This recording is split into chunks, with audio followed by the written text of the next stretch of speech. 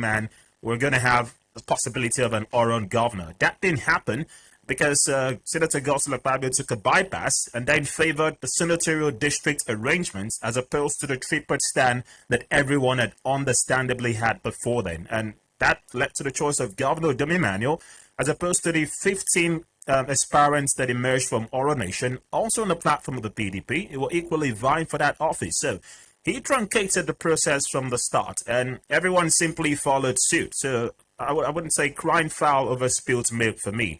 It is rather too late.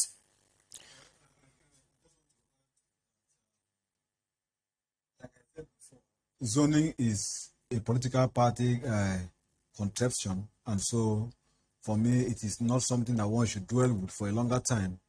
What I seem to see in Akwa Ibom particularly is zoning of convenience, where where the party or where the system is comfortable with an individual, they zone an office to that area and they particularly give it to that person. I have such instances. When you see the arrangement that is happening today, I just call it a contraption. There is no clear zoning, if you are to use the word zoning in its true sense. The party only zone to any area they feel they want to sponsor or they want to support or compensate individual whom they think had maybe contributed or had worked for the system, and the system want to reward the person. So they do zoning of reward. They want to reward somebody by giving the person an office. They will say, we zone this office to that area. But if we are to do zoning, like I have been saying before, I don't believe in zoning. If we are to do zoning, we should be very clear with the word zoning. And then the party should come out clear that what we are doing is zoning. But if you are just trying to allocate someone office, then you now say you are zoning this particular office to that area, because you have someone in mind whom you want to compensate with that office. That for me, that for me is a wrong idea. Now, on the issue of governorship, I have over time complain that we should not use zoning to deny the state the best. That is why I like the likes of Architect Ezekiel Yaituk. He has always been contesting from the economic axis. When you say when the popular ovation is that the zoning favors, for example, Uyo, he will come out and contest. When they say it favors Edet, he will come out and contest. Same goes to Senator Enoidem, because this zoning thing is, you just want to use it to deny the best. Open up the space. In my own thinking, let everybody go to the field. Let the best person emerge in 2007 in this state. I had friends from the Oro Nation who came out to seek to be the governor of the state. I used my contact with the royal fathers, and we broke out a meeting with the royal fathers of the Oro Nation and that of the Ibio Nation, and we tried to get to a point where we now have a consensus arrangement where we will have someone from the Oro axis, one from the Edet axis, one from the Anang axis, sit together, and then we will now agree. All the royal fathers met. It was at my instance.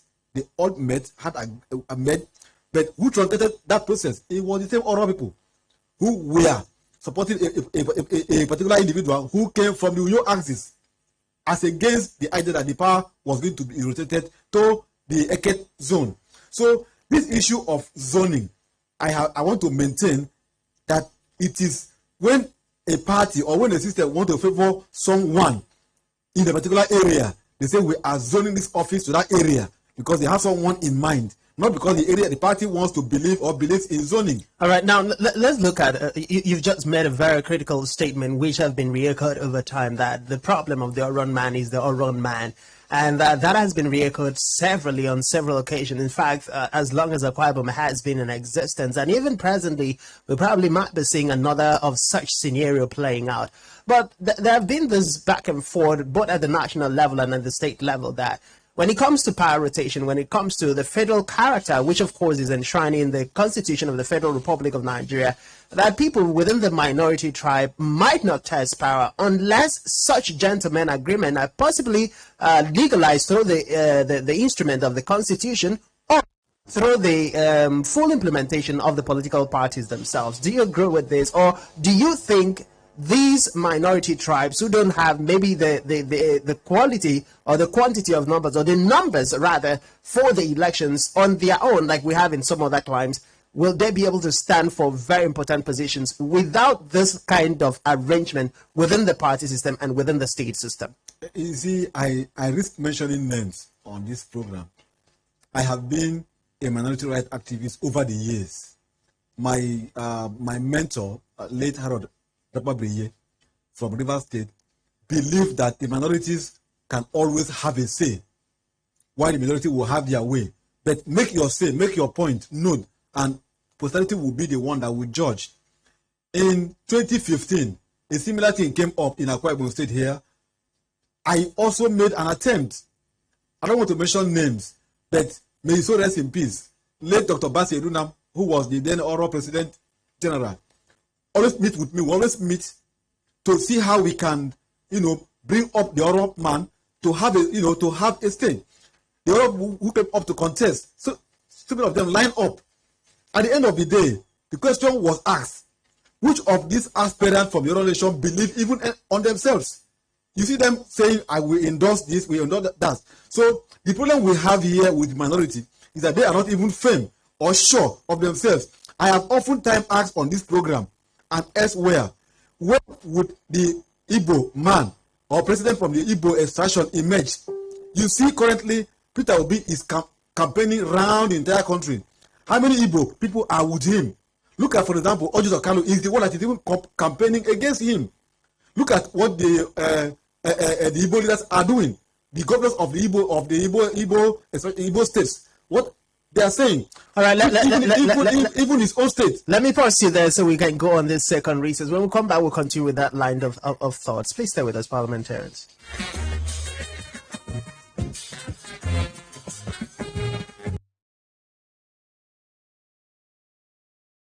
This is Planet in partnership with the BBC, and now BBC Minute. BBC News with Emily Thomas. Strong aftershocks and tremors have struck parts of southern Turkey following two devastating earthquakes on Monday. Nearly 5,000 people are now known to have died in Turkey and northern Syria. Rescue workers worked through the night to find survivors from the rubble, despite freezing conditions, snow and rain. International aid has begun arriving in southern Turkey. Pictures have shown planes with rescuers and emergency equipment landing at Adana Airport from Germany, Israel, India, Spain, Romania and Serbia. A new UN report has suggested the most common factor driving people to join extremist groups in sub-Saharan Africa is not religion, but the need for work. The report comes on 8 African countries. Russia's Foreign Minister Sergei Lavrov has arrived in Mali for a 2-day visit, expected to focus on defence and security ties. Mali has invited several hundred Russian mercenaries of the Wagner Group to help fight Islamistic militants. People in Ecuador have narrowly rejected a proposal to allow the extradition of citizens with links to organised crime. With most of the votes counted, the no vote stands at 51% and the yes vote at 49%. Haiti's Prime Minister Ariel Henry has installed a transition council to prepare the ground for national elections. The polls have been postponed several times because of political turmoil. In India, shares in some companies of the controversial tycoon Gautam Adani have surged at the opening of the stock market after huge falls in recent days. They lost more than $100 billion in share value since a US short seller accused the group of accounting fraud. An investigation has found that thousands of companies still own property anonymously in Britain, despite new laws brought in last August to crack down on foreign criminals laundering dirty money. BBC News. The world in 2 minutes. My people, no let new Naira and cashless matter worry you. Up bank day your phone, 500 Naira off day. So if you want to send mama money, happy to buy a Maka recharge card. To give customer money, happy customer won't give you money. Up there your phone, 500 Naira off day. My people, your phone number, na ATM card and account number. Oh. Yes, so enjoy better life with Hope Wallet. Dial *569*9# on your phone. Select Open Wallet. Put your details. Don't set. Hope PS Bank go serve you 500 Naira a woof. Terms and conditions, they Hope Succeed. Hope Bank always. The People's Parliament is brought to you courtesy of JIA Outdoor Services. JIA Outdoor Services, a member of the Mbarukas Group, owns and manages billboards and advertising services in and outside Akwa Ibom State. Why not visit them today or call this number 0803-741-2340. JIA Outdoor Services, a member of the Mbarukas Group.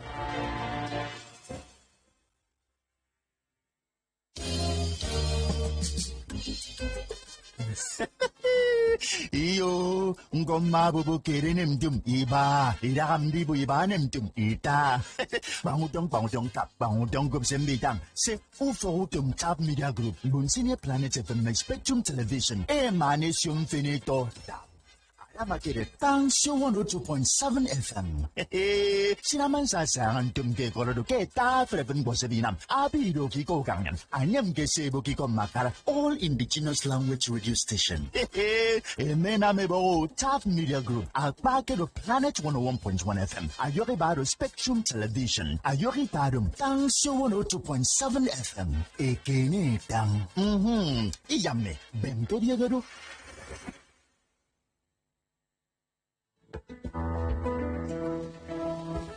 Business exists only to meet the needs of the people. But there's an extra advantage if your product and services are pitched on a platform that gives you the added advantage over your competitors. For your desired return on investment and so much more, advertise on Spectrum Television, on StarTimes DTH Channel 421, and on free-to-air Spectrum Television, broadening your horizon.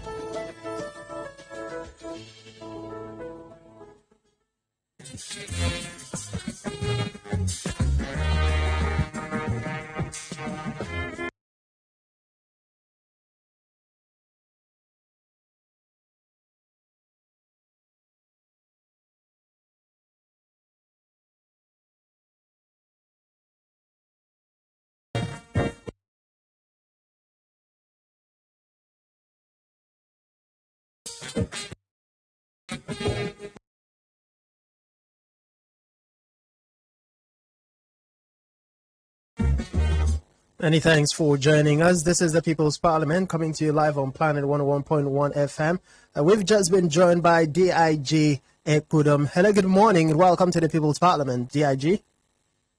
Good morning. How are you today, sir? I'm very, very fine. All right. You're live on the floor of the People's Parliament on Planet Radio 101.1 FM. We'd just like to pick your mind about a few stories currently making the round. I know we had a conversation this morning, but can you brief us on the update on the issue between you and distinguished Senator Godswill Akpabio as concerns the candidacy of the Enoidem senatorial district in the forthcoming general elections?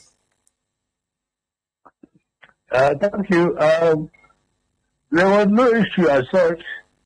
There was a misunderstanding between me and my brother, former governor. He has resolved it. And I'm decided to step out of my party, the APC, so it's the winning party. When we look at Subaju, he's going to win. Look at Daudavia, he's going to win. Look at himself. Why should I leave them? So the issue has been resolved. I'm back to fully to my party. All right. You've made some very bold assumption, which of course should not be allowed, because at this point in time, no political party can be said to be guaranteed to win the forthcoming general elections. But let's look at why did you decide to go to court in the first place if you are saying now that you had absolute faith in the different candidates of the party and their ability to win? Why did you have to pursue the case in court? The court is the last of any man, any person. I'm a non-appointment officer. I know the purpose of the court. I'm a retired DIE. People have asking about me to go fight. When there was that misunderstanding, the best I could do was to take the action which I took. First, I went to court. I don't believe in violence. All right. That's why I went to court. Okay. So now that the court has decided, you have decided also to go with the court as a law-abiding citizen. So we commend and applaud you for that stand. But let's get to talk about the decision and the standpoint of the Abak Five, of course, which you are also of that extraction and a member of that.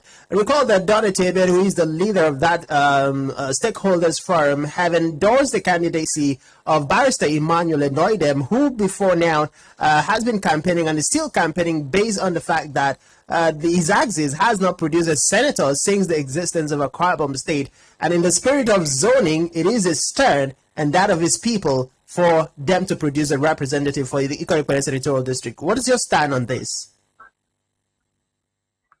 Was trying to do a good thing, a very bad, very wrong by that. That is why he's failing. He did the whole thing. He was doing for Abak in the very wrong manner. I said, not doing it for Abak, he's doing it for himself. When it's time, no, God keep people time. When it's time for us to go, there's some posts that have heard in this country that other people have not heard. So it's not about that we should move the Senate down. When it's time for us to move in the Senate, will be the fight check or those fighting the wrong fight. The wrong fight. If the fighting in a very wrong way, it's not good working about fight. And those what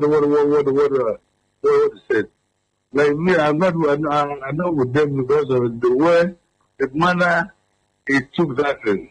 Okay, so you're saying, you're confirming to us this morning that even within the stakeholders of the Abak Five, there are some strong forces and some strong voices within the political space who are not in agreement with the endorsement of Barrister Emmanuel Enoidem. I don't understand you. I didn't get you. Are you saying the stakeholders who are not in agreement with the endorsement of Emmanuel Enoidem as the candidate? Correct. Yeah, correct. Yes. It's not everybody. Every song buffer that with that agreement. That is the hardest part of what take on. David. All right. Thank you very much, DIG, for coming on the floor of the House. We do appreciate your time. Yes. All right. All right. God bless you too. Well, that is Otuekong, DIG Ekpoudom, rather, who was in a seat with the distinguished Senator Godswill Akpabio over the candidacy of the Enoidem senatorial district. We'll just take a few more calls from parliamentarians and, of course, entertain some of the comments we have on our Facebook page. Hello, good morning. Welcome to the plenary. Good morning. And good morning, the leader of the House. Good morning. Mr. Calling on a Tuesday from Enoidem. Mr. Speaker, we talk about the attitude of Nigerian people. When I heard this change begin with me, I want to believe that will make a lot of people to change their mindset in this country. Mr. Speaker, Nigerian people are suffering because of their own money. And look at first situation.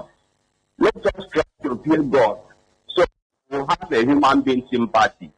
At least come this 2023. Let us put.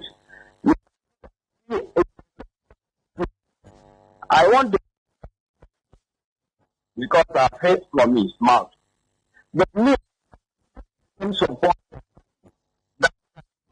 in the APC is because of the explanation of that zone side. And that is what.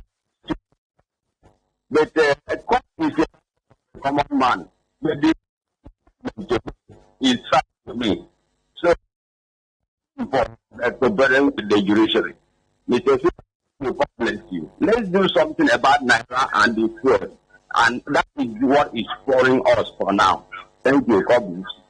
All right, thank you very much for your contributions this morning. We'll move to the other issue, talking about the 50% of POS operators shutting down over the new Naira scarcity.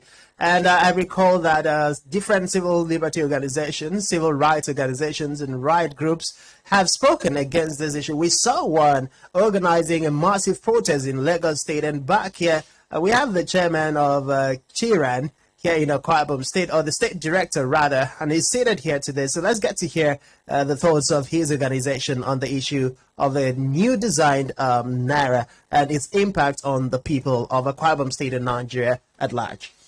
Well, Mr. Speaker, I think this matter is becoming more tensed in the polity. I read a report that 3 governors have gone to court to challenge the action of the federal government with regards to the Naira note. I also read that 4 political parties have gone to court to secure court order restraining the central bank governor from, suspending the deadline given for the Naira note to be accepted. That is 10th of February. It's on the Friday. Then I also read a report that about 17 political parties have threatened to boycott the elections should the federal government rescind decision on the Naira note policy. All of this, I think, is what I'm going to just address. The Center for Human Rights and Accountability Network, Crown, Akwa State Branch, where by the grace of God, I'm the state director, we had a meeting and we reviewed the impact and effect of the policy. We are not against the redesigned Naira note, but we are looking at the impact of the way the policy has impacted on Nigerians. We have some intel from central bank that the central bank has not been able to mass produce the money they have received from Nigerians. Central bank has received about 2.5 trillion from Nigerians from the old Naira note, and central bank has printed about 5.5 billion naira into the system. So you can see where the shortage is coming from. You have received about, call it 2.3 trillion, 2.5 trillion from Nigerians, and then you only pump a paltry sum of the amount into the system. You will be bound to be having this issue. Now, you could see the risk that the bankers are now taking by halting this morning. On Sunday, my wife had to queue in a fuel station for 4 hours to be able to get fuel. And now, when it was her turn to get the fuel, they said they needed cash, that they don't accept POS. Now, I mean ATM cards. Now, she did not have the cash with her. She had to now ask, what will I do? Should I give you transfer? They said no. They pointed to her where you have a POS operator, where they are selling the currency. Just by the petrol station, she had to go there, queue again to buy Naira from Nigerians. This is not a dollar, but you buy Naira. Now, at the end of the day, she ended up buying Nigerian currency with over 3,000 Naira to be able to get her own money to buy fuel. Now, the annoying part for her, it wasn't the queue, but it was she buying Nigerian currency from Nigerians. So, this is the whole hardship that it has posed on Nigerians. Today, you called Mr. Speaker, I came very early to the studio because the road was like empty. I was just driving freely. I didn't see much queue where I should have hold up. I didn't have hold up, so I drove freely to this studio. So the hardship is telling on Nigerians, and you could see the protests in some states. You could see the way bank operators are now being put at risk. You could even see some bank operators being arrested by EFCC and paraded by EFCC for holding the figure. The currency. What is happening? For me, instead of condemning the policy, the Naira note, we should ask that the CBN should go back to drawing board and check, is there a sabotage of this policy? Check. The PDP, the APC candidate, Asiwaju Bola Ahmed Tinubu, keep on saying that the policy is being used to witch hunt him, to sabotage his effort. Are there people who are working against the policy? Are they bankers? Are they in the presidency? Who are they? Now, why have you not been able to produce the same amount of money that you have received from Nigerians to pump this money into the system. When this is done, you would have had enough currency in circulation. Now you queue to get your own naira, you queue to get fuel, you queue for everything in Nigeria. That is why I said there is need for the president, there is need for the central bank governor to sit back and do a review and check, because now that we have introduced court into it, we have brought in politics into it. It is going to heat up the polity, and if you allow this scarcity to continue, I doubt if the youth will continue to be this patient. If they get to the street, as what happened in the NSAS, I think it could derail our democracy.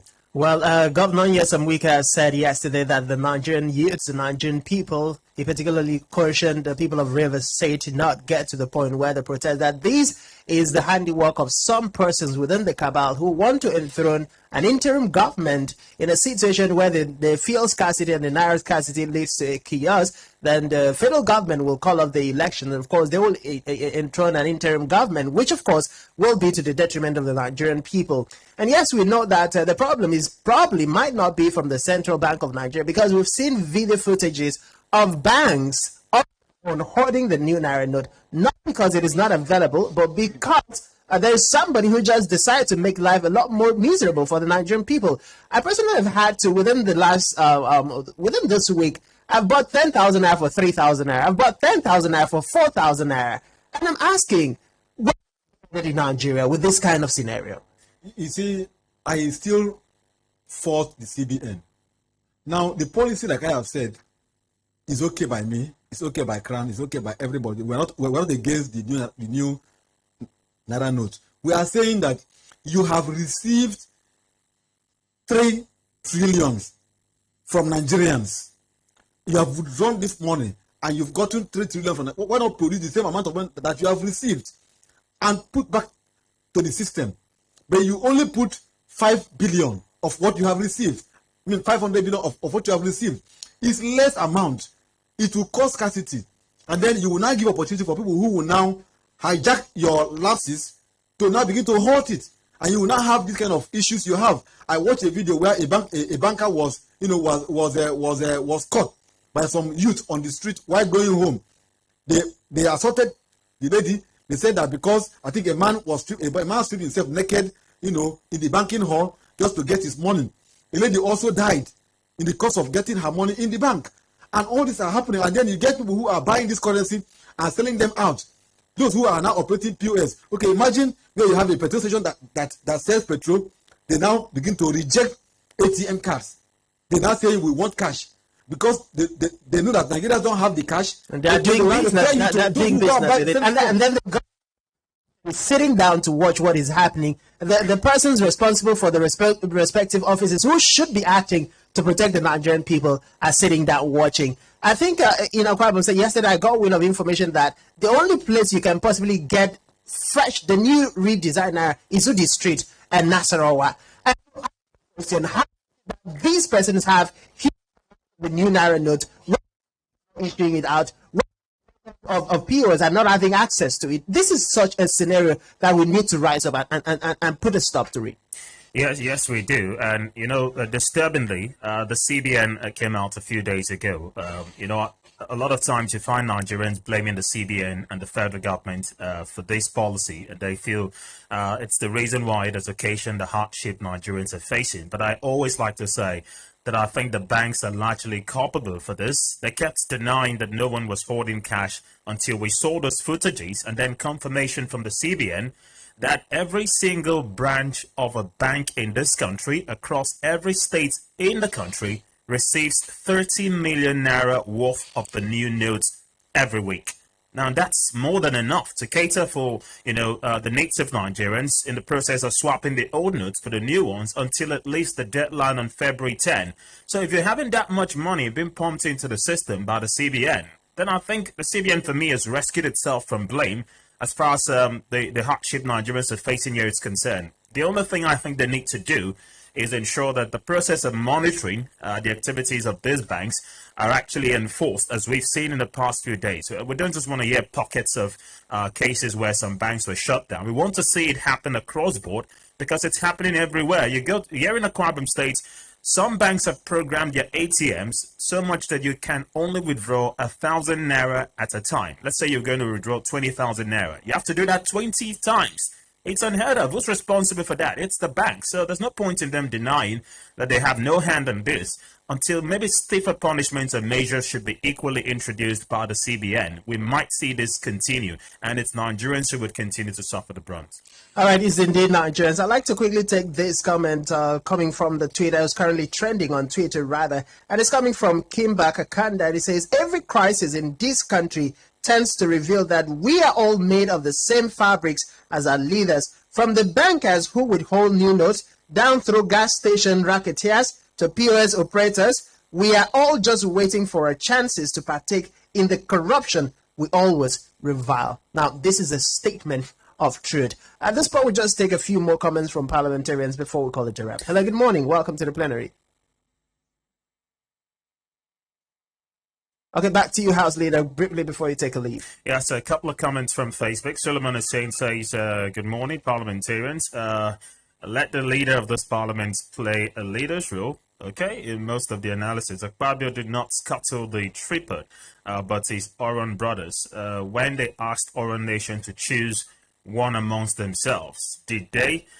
Okay, it says a researcher's standpoint in public platforms. You may not be accurate on many of your claims. Well, I wish you gave us further insight to equally buttress your argument, but this doesn't suffice enough. When you say the Oron brothers or the Oron Nation were asked to choose, on what premise were they asked to choose? Was there primaries that, allowed a free and fair election or selection of a candidate who was going to fly the PDP's flag? We all know how the 2014 primaries that saw Governor Emmanuel emerge as the party's flag bearer. I was at the stadium that day, so no one can tell me otherwise from what I saw in 2014 and as of today, which is why we had the G22 faction that broke out, because these were 22 other candidates who did not like the process. Not all of them were from Oron extraction. We equally had the likes of Engineer Ben Okoko and several others, from Edet senatorial district, who equally said they did not like the nature of the primaries that produced Governor Emmanuel back then in 2014. So we can't just fault that on, those from the Oro extraction. Anyway, quickly, this one says, Godswill Akpabio plays politics of convenience and selfishness, has gotten almost everything in the current APC in Akwa State, from the state ESCO to his senatorial ticket via the Supreme Court. Okay, he says, but at the same time, he considers it a crime for Senator Ita, who brought him to the party, to also seek redress in court. Akwa people must be wise this time and use their head and oppose imposition of candidates. And last but certainly not least, Peter says, good morning, Mr. Speaker.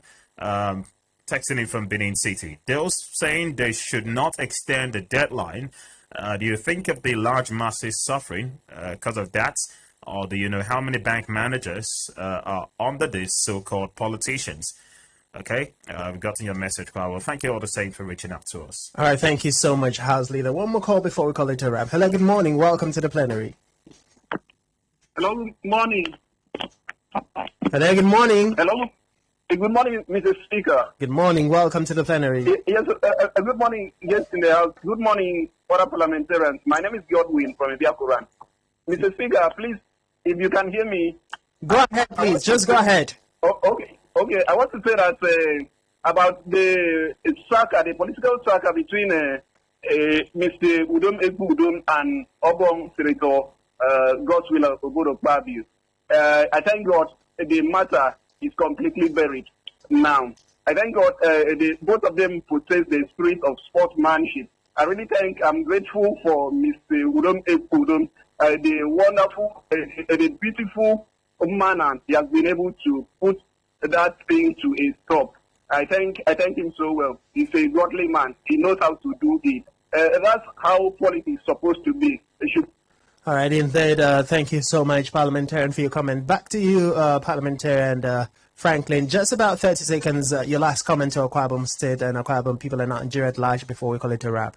My last take is I just want to appeal to the Central Bank Governor, Mr. Godwin Emefiele. I want to also appeal to the President of Nigeria. The Nigerians have suffered so much in the past 7.5 years of this administration. We've had a couple of protests I don't want to be pessimistic, but I want to appeal that this particular scarcity that we are facing now is man-made. Scarcity of Naira note, scarcity of fear are man-made. That the president should address it, the central government should address it, the policy should be they should go back to the drawing board and come back with a refined, ways of handling it, so as not to cause the youth to take to the street. Because I fear, once again, that if this happens, it could derail our process of having a transition of, from this government to another government. Like a government, which we can have said, it could lead to unlawful and unconstitutional government. All right, thank you very much. And of course, on behalf of the House Leader, Raymond Ita, myself, Mr. Speaker, and all parliamentarians, sincerely appreciate you for being part of today's plenary session. God bless the Federal Republic of Nigeria. God bless the Akwa State. Please ensure you do not sell your vote. Get your PVC. Be ready to vote based on your conscience and not on stomach infrastructure.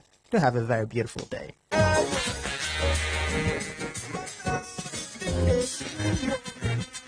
No matter how much money them give you, no sell your motor.